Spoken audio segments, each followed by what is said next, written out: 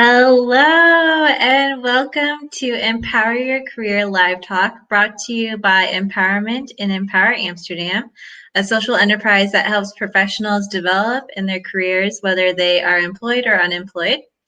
This live talk, Empower Your Career, meets twice a month to discuss different ways to develop in your career, from starting your own business to getting promotions at work or even getting back into the workforce.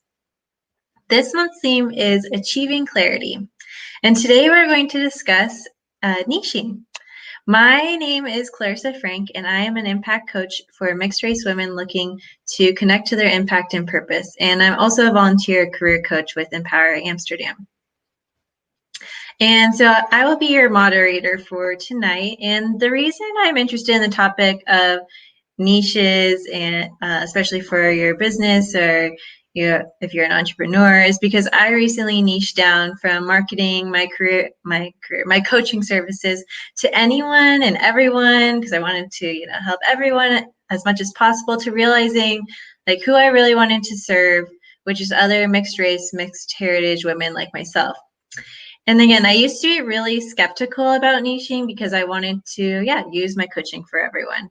However, in the last year, I've just seen how super powerful it's been to know exactly who my audience is, why I'm passionate about serving them. And from my business side, I get a lot more referrals and people finding me because they know exactly who I serve and what I stand for. If you're watching us live, feel free to leave your comments in the chat of the video that you're watching, wherever you're watching from, and I'll try to get them either during or after my conversation with the speakers. But for now, let me introduce to you our speakers for tonight. So first we have Beth Ferris, a business clarity mentor, Joanne Go, who's the co-founder and CEO of Vellum.inc, and Vadreen Bolle, who's a writer, virtual assistant, and web designer. Welcome, everyone. Hello. Hey, thanks. Hi. Sorry, Beth, for messing up your name in the first minute. No problem. Here we go. You can use your names too, but okay. Yeah. What I'd like to start with is, just defining what a niche is, because maybe some people that are watching aren't really sure what that is or haven't heard of that word. So how would you all define a niche? And Beth, I'm going to start with you, actually. Sure. Yeah, I think it's who plus what. It's the specific person who you serve and specifically the problem that you solve for them.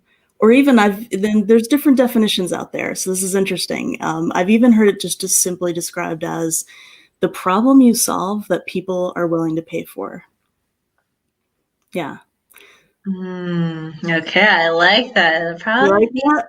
people are willing to pay for. Yeah, exactly. That's important, right? That's something to consider when you're figuring it out. Yeah.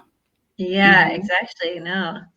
What about you, Joanne and Vadreen? What would you say to that? No, I agree. Go ahead. No, I was going to say, I agree. I definitely think it's about the who more than the what. And in terms of getting really clear on that brand avatar and who it is that person is that we're targeting, so that we can then apply those services to that specific person and target them. And then, That's really interesting that both of you have a similar interpretation of niche. For me, it's more of the what, actually. And in my own little startup, it's what am I doing? What is my role? And what is my main focus? What can I bring to this company?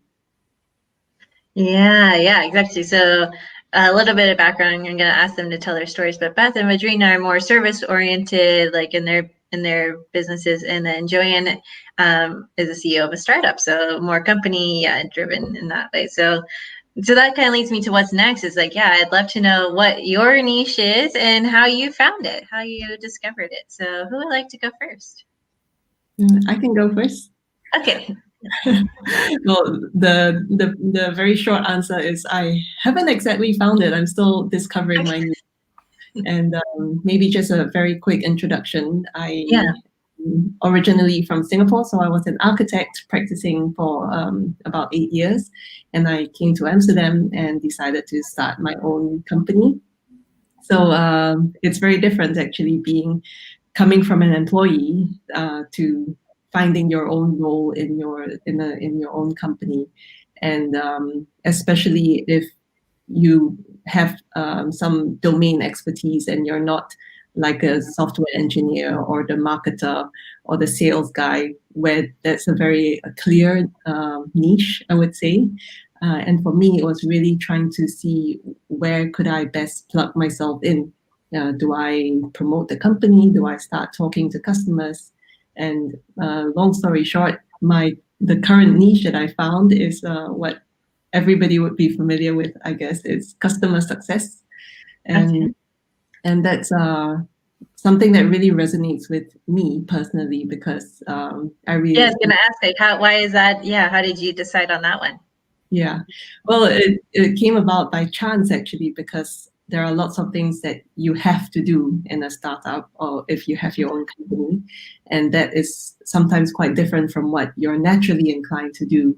So along the way, as I had to do certain things, and one of them was this customer success, I discovered that I really enjoyed it, because that really spoke to my love for speaking to people, engaging with them, and trying to solve problems that they have. Mm-hmm. For me, I stumbled upon my niche. Yeah, and I think that's like how it works sometimes is like, yeah, you just start doing something and then you like, oh, I like this, or this is needed, this is what I'm going to do. And I love a lot of our conversation might be around like entrepreneurs or people starting their own companies, but like even at work, like what you're describing, you had to find what your special point was there. Yeah. Okay, Madrine, how did you find your niche, and what is your niche? Right. So my niche is, as a virtual assistant and a web designer, I work specifically for coaches and creative community-driven businesses. So my history, a little bit about me, I actually have a law degree. So I studied law and I thought that I was going to be a lawyer, but I quickly decided to change direction. I'd been running my blog, my travel and lifestyle blog, for almost about 5 years. So when I decided to pivot and launch my business full time, I knew exactly what I was going to do. So that's kind of different to Joanna, is that I knew I was going to do virtual assistant services, writing, and web design, but I had no idea who I was going to do it for.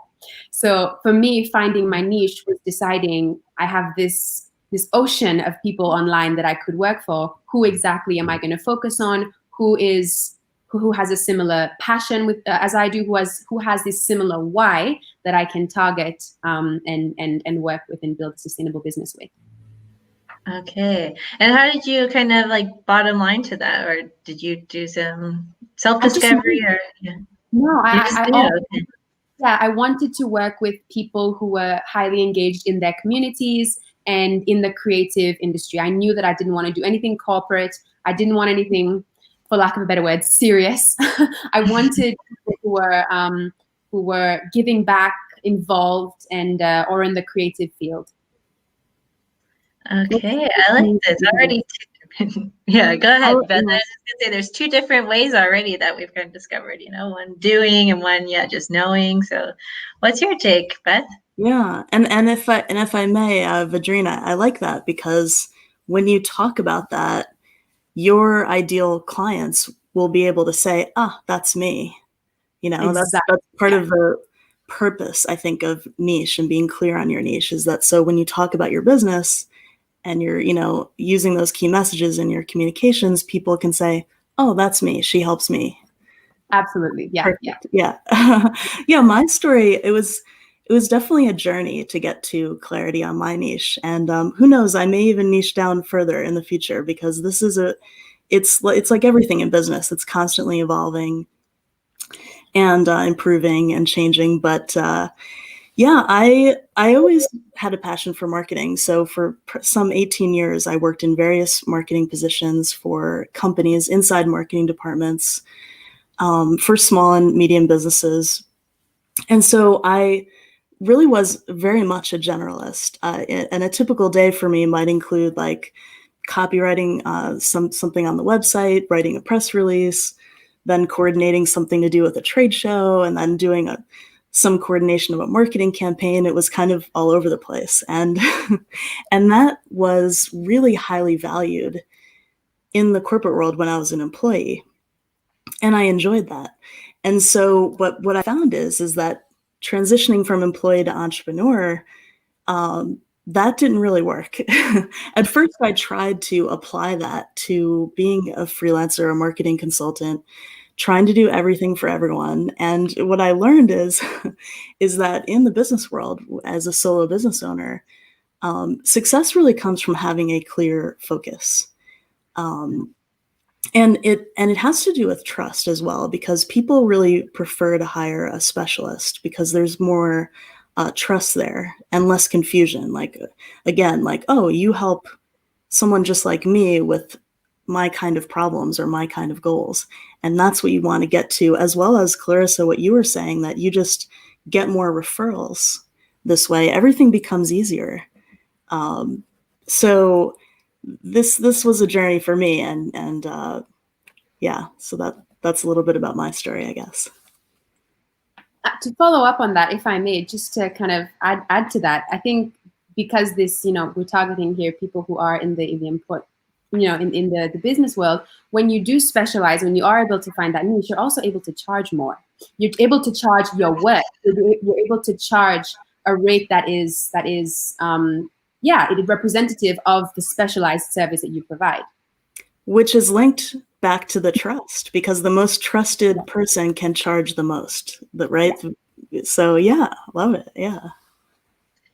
Yeah, actually, we have a good question kind of to follow up with your stories is from Shay. So thank you. Have any of you started with one niche and then switched to a different niche? Joanne, you were kind of saying this earlier to us, so yeah, maybe you can start. Yeah. I guess I've always kind of been in a niche market, because as an architect, it is a niche already, and it is a very small component of the larger real estate industry.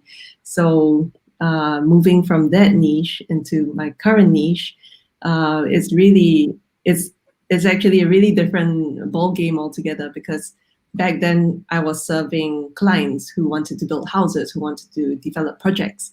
But now my niche is still client focused, but it's really developing a single product that can serve still a niche market. So it's maybe what Vadreen was saying, it's maybe not so focused on trying to streamline who your customers can be, but how best you can present the value that you have to them, which again goes back to trust and being able to basically service them and give them the value that they are looking to achieve in their work. Yeah, I like the word, like using the word value there, because it's like not only like the value you give customers, like, but your value, as a business, as a service provider, whatever it is. So I really like that. Thank you. Yeah, and I think that boiled down, you could say that when you do have clarity on your niche, you can better serve and better sell. You can better serve whoever you're serving, create the right kinds of services that are tailored to them, get extraordinary results for them, doing that narrow range of service that you do.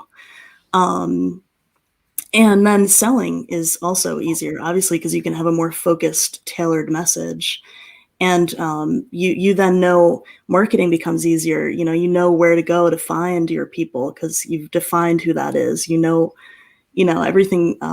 Advertising efforts become much more focused and targeting. Everything becomes more easier, actually. Yeah.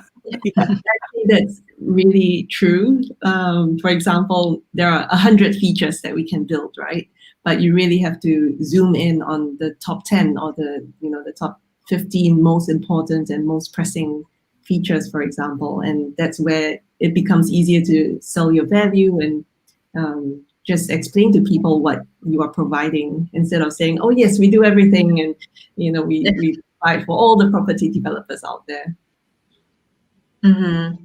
Yeah, it's like not just about who you're serving, but you can get like really specific about like what kinds of services you do. So like yeah, even in my work, I've like gone from one-on-one coaching, but like mixed women really want to have community. And so like doing group coaching has come out at like, it's a new service I wasn't really thinking about that much, but now it's like, oh, people really want that. So that's what I'm going to start offering as well. So yeah, I like that. Like it, yeah, your niche also defines your services. And so anybody else, start with one niche and move to another, or? I think I've always been quite clear. I always I actually started off servicing people who were doing something similar to what I was doing. So I was writing and working, doing social media in the travel industry, travel and lifestyle industry. But then I branched out to more advocates, more mentors, still in the community area, but less in what I initially started with. So I suppose still within a general area, but getting even more specific to what I wanted, I guess. Okay.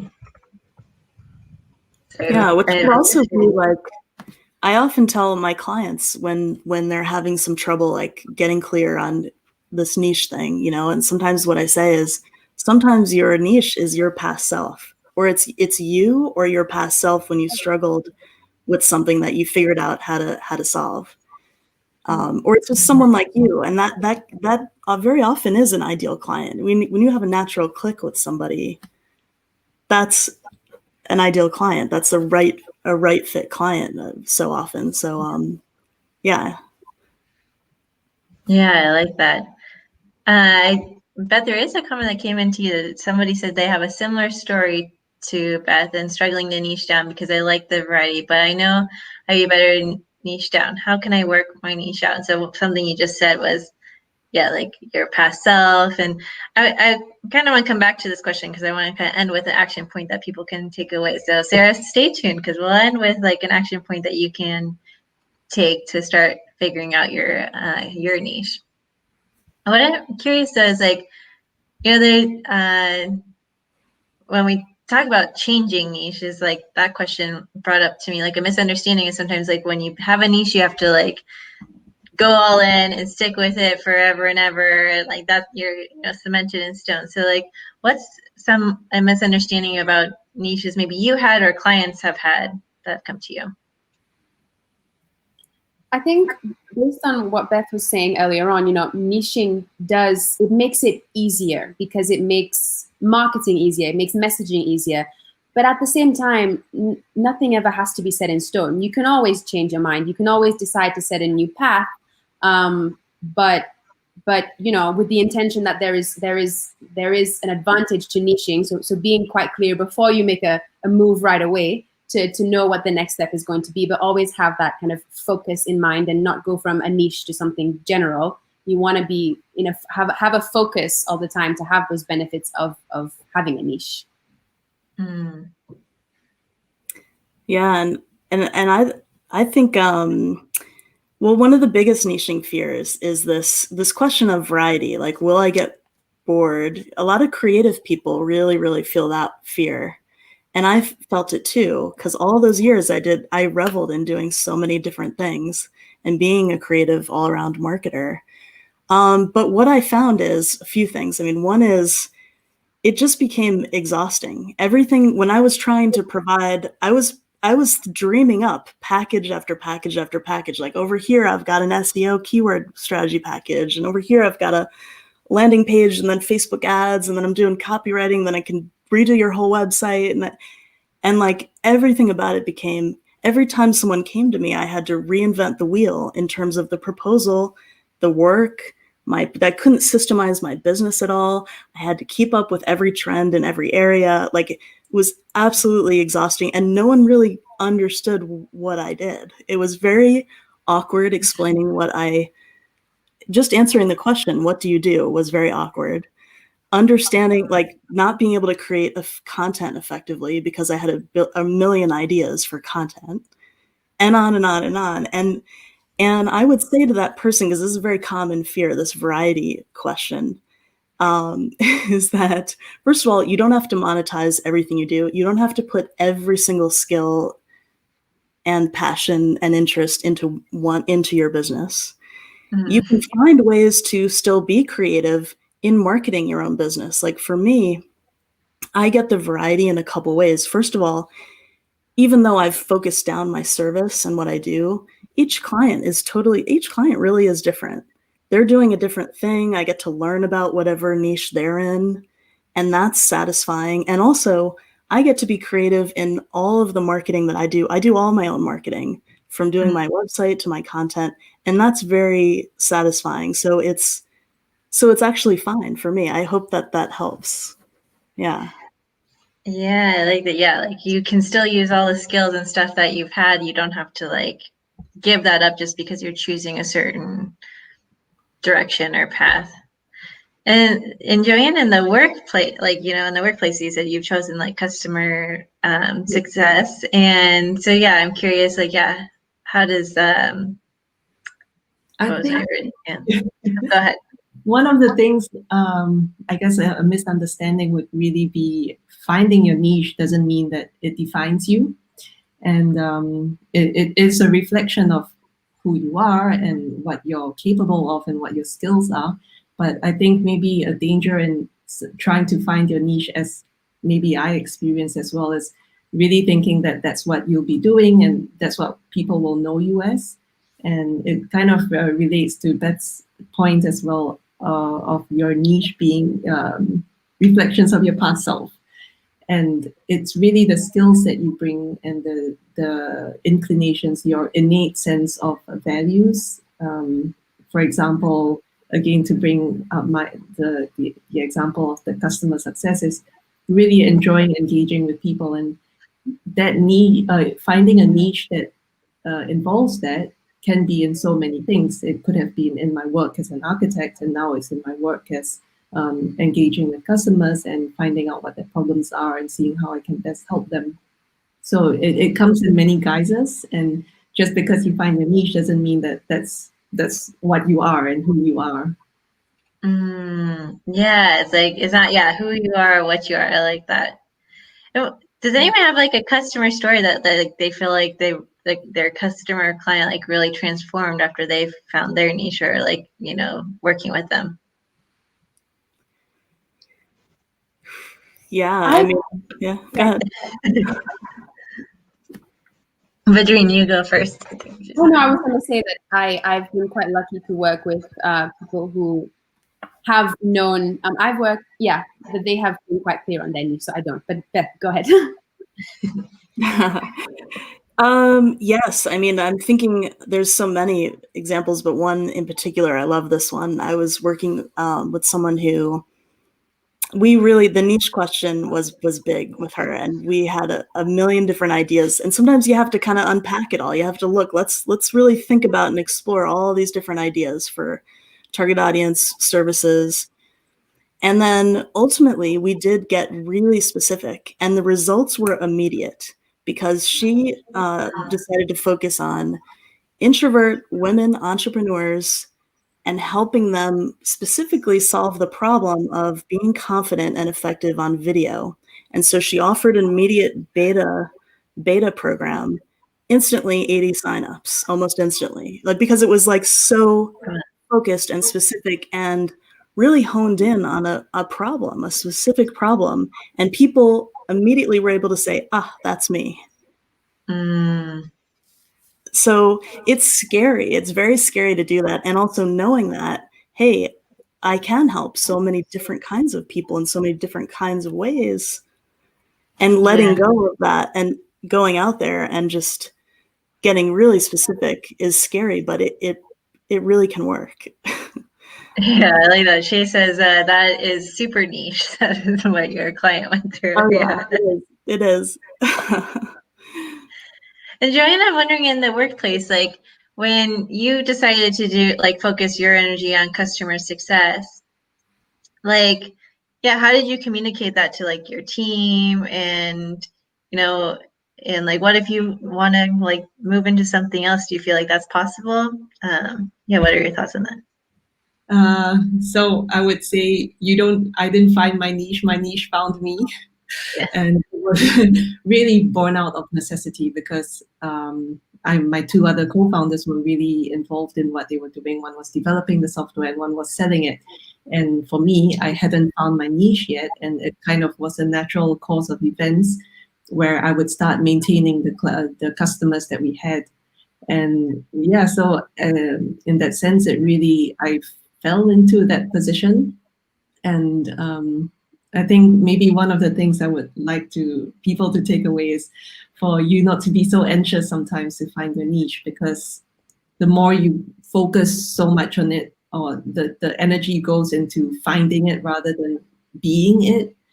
And that that's really how I found my niche. And it was through the talks with the first few customers that I realized how much I enjoyed it. And I was quite excited actually, because one story, which is not the customer finding the niche, but more of a result of me finding myself in this niche.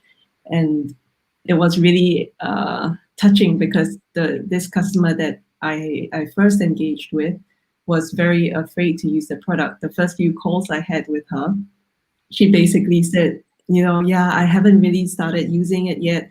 I know it will really speed things up and it's going to make things really efficient, but I have this thing called koud water phrase, which is like afraid to take the first leap. Oh, okay. And so I kind of found different ways to engage her, to show her how to use it. So I started making videos of my screen when I created a project for her. Yeah. Just 2 weeks ago, actually, she started showing me how she was creating her own project. And that switch was so moving, because it's really started from her being afraid of using new technology to suddenly getting quite excited and proud to show me, hey, look, I can do this now. And it's kind of like seeing a child take the first steps, because it's Well, I also love just seeing the joy of you, like, yeah, that you're like, yeah, really joyful as you tell this story. So you can see that, like, yeah, this is a good niche for you if you feel like this much joy, this much happiness helping this person. So I think that's also really powerful. So what I said I was going to say this for last, but I have another question now for last. I am curious, like, what are some tips you would give for somebody? We've already kind of listed some, but what are your like top few tips or advice for somebody who is trying to find their niche? How would they go about starting? So I think of this as kind of a 3-step process, if that helps. It always 3 steps for anything is always nice, right? But kind of part 1 would be thinking and exploring and really doing some self-awareness kind of work, thinking about everything from your natural gifts, like your zone of genius, what you're naturally good at, to what you're passionate about, what skills and qualifications you already have. What's the profit potential of certain ideas? Thinking about your own values, your why. Like for me, I thought about empowerment. Actually, funny enough, is one of my values, and I realized that this is something I've always been interested in empowerment. Doing some self-reflection. There's so many ways to do this, from personality tests to like just talking to people that know you really well and asking them, what do you think I'm really naturally good at? Those will all provide some clues. And then like part 2 is really research. And so competitive research and market research really will spark lots of ideas and validate or unvalidate, prove you right or prove you wrong, like whatever ideas that you have. So research is really key. To validate your ideas and assumptions, and then testing, like just putting it out there, doing some testing your message, talking about practicing answering that question, what do you do, and seeing if people get it. And so, yeah, I think that's how I think about it. I like that. So first, yeah, thinking, exploring your own kind of self, then going out there and like researching and getting info from others, it sounds like, and then pulling those together and testing it out. Does that sound about right? Yeah. Okay, I like that. Yeah, and I like 3 steps. The 3 steps is easy for somebody to remember. Yeah. Adrina, Yeah, I want to say ditto to that, because I really totally agree. I mean, it's a very well-structured way of going about it. For me, I'm a little bit less structured. So in my mind, it was more of finding your niche is really like finding yourself, which kind of is reflected in the 3 steps in a more methodical way. And that's how you can kind of quantify your moves. I'm Yeah, 100%. Yeah. 100%. Yeah, I love lists. So everything she said is just, I was like, yes. Make a list of all these things, have it in front of you, so you can see it and then make a decision based on what you're seeing, what you're looking at. Yeah. Love that, Beth. Yeah, and I think there's nothing wrong too. Like, yeah, if you're more like methodical lists, or like, yeah, Joanne, you also talked about earlier, you kind of like did it by doing, you know, you kind of like, yeah, just got in there, started testing other things. So yeah. And yeah, what I got like overwhelmed with like was in the first phase, like the thinking, exploring phase. Did that happen to any of you? Like, you know, like, well, I like so many things, like, or, you know, or you just like really clear.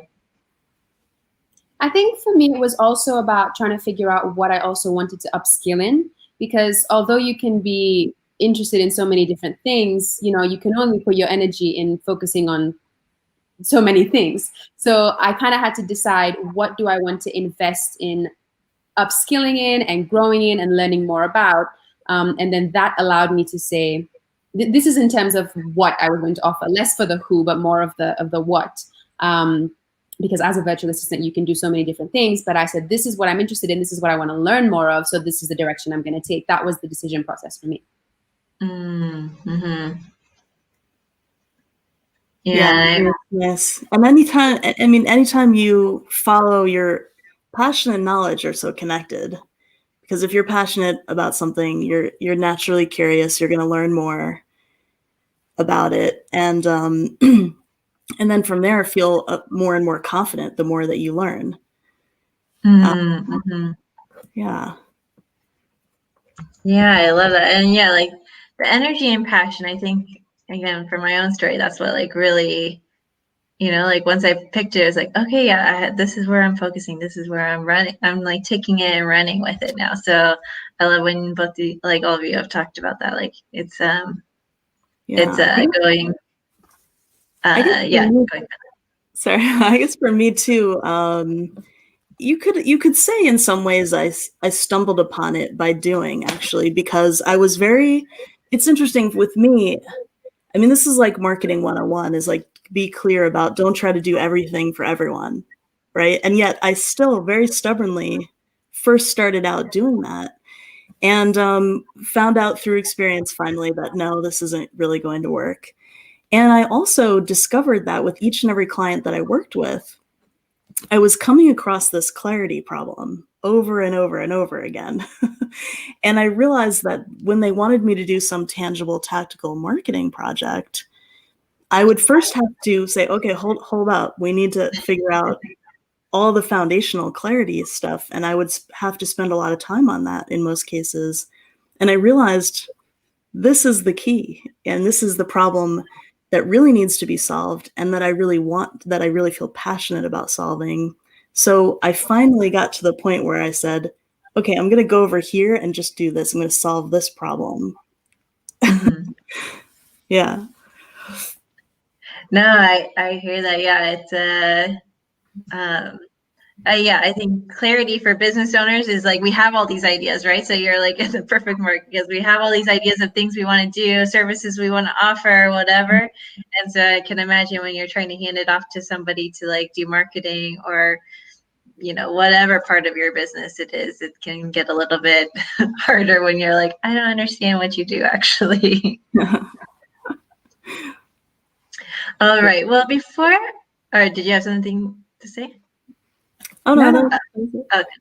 So before our last question for the evening, I'd like to invite you, if you're watching live or even if you're watching a replay, to leave your questions, and we'll come through either somebody from Empower or one of the speakers will come through and answer your questions, even if you're watching the replay. So please make sure you do that. The next show will be on November 24th, and the topic will be career clarity with Empower coaches. So I hope you will join us for that. I want to thank our speakers for sharing their personal experiences and providing advice on niching. And yeah, I found it super helpful, especially when we were talking about the energy part and like managing, it's like I get to like funnel and manage my energy and passions to one specific thing. So I do have, oh, yeah, sorry, I was reading the comments really quick from the live. And my final question for the evening is actually someone, Adrian, put in a comment here. It says, as one who has FOMO to niche, I love that example. And I think, Beth, this is your example of your client that, own their niche. Yeah. And so, what I'd like to know for, our final question is someone who's like scared to niche or, is fear of missing out to niche, I guess. What advice or words of wisdom would you share with them?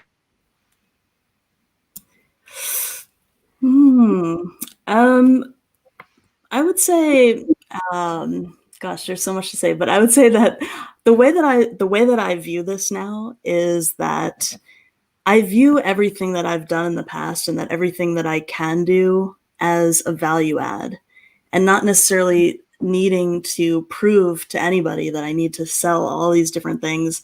But yet it's just because I can do a lot of things doesn't mean I need to do all of the things, is how I think of it now in my mind. And I hope that maybe is helpful for someone to hear.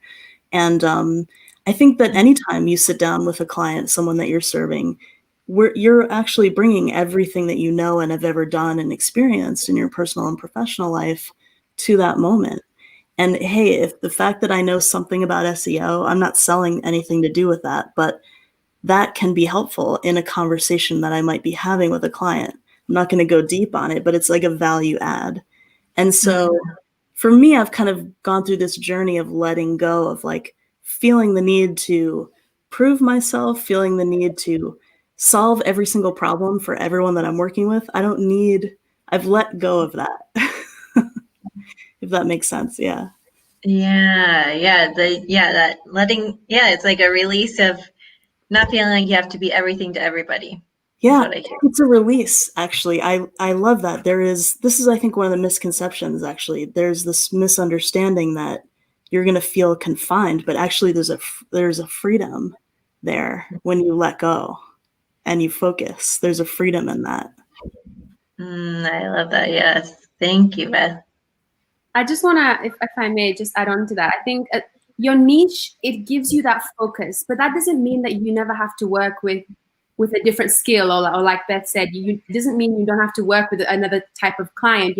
You build your niche, you get clear on your niche so you can have that focus. But because you're becoming that authority and you're building that trust, someone else might come to you for something a little bit different, or having found you in another way, or for another purpose, and you might end up saying, yeah, this is interesting. I'm happy to take on this because I have those skills. It's not exactly in my niche, but it's come to me because I have been doing all these things because I have this clarity on my niche. So you could end up doing something a little bit different, but having that clarity, at least you'll have it. Mm-hmm. Joanne, any words for somebody who's anxious? Yeah, especially like when, they're trying to figure out what they should focus on in their work. Yeah, well, in any course of work, there will always be things that you have to do and things that you want to do. And of course, you ideally, you don't do the things that you have to do but don't want to do.